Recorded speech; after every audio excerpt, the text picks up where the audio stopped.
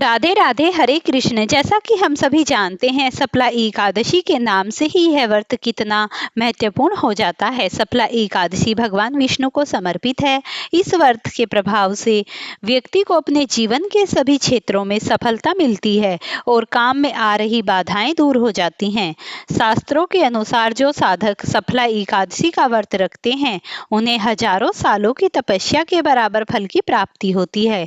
साथ ही इसका पालन करने से घर में सौभाग्य और समृद्धि बढ़ जाती है। साल 2025 में सप्ला एकादशी का व्रत 14 दिसंबर की शाम को 6:50 से प्रारंभ हो जाएगा और जो 15 दिसंबर की रात को 9:19 तक रहेगा।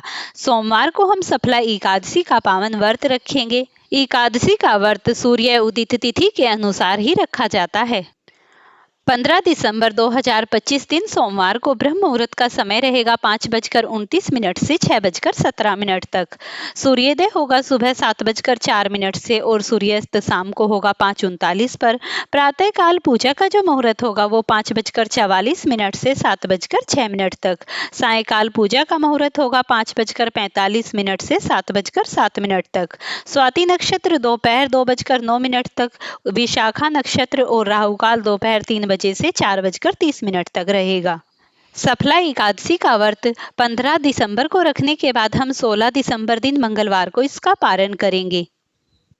पारण करने का जो शुभ समय होगा वो 16 दिसंबर की सुबह मंगलवार को सुबह के 7:05 से लेकर 9:11 तक रहेगा। क्योंकि जितना उत्तम एकादशी का व्रत करना होता है, उससे भी उत्तम इसका पारण करना होता है, क्योंकि इसका तभी पूर्ण फल प्राप्त होता है जब हम द्वादशी तिथि में इसका सही नियमों के साथ पारण करते हैं।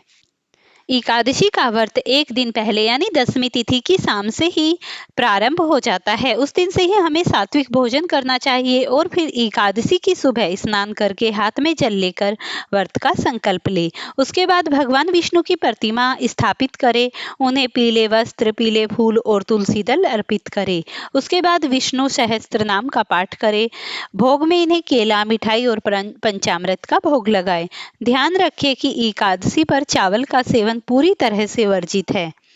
इस दिन जरूरतमंदों को अन्न, धन और वस्त्र का दान करें। अगले दिन जैसे ही द्वादशी तिथि होगी, उसमें शुभ मुहूर्त में ब्राह्मणों को भोजन कराकर दान देकर व्रत का पारण करना चाहिए, तभी व्रत का संपूर्ण फल प्राप्त होता है और साधक की समस्त प्रकार की मनोकामनाएं पूर्ण होने के बाद उसे अंत में वैकुंठ धाम की प्राप्ति होती है। प्रिय भक्तों, अगर आपको ये वीडियो पसंद आई हो तो इसे लाइक और शेयर करना, चैनल पर नए हैं तो चैनल को सब्सक्राइब करना और भगवान विष्णु के निमित्त एक प्यारा सा कमेंट जय श्री हरि विष्णु अवश्य ही करना।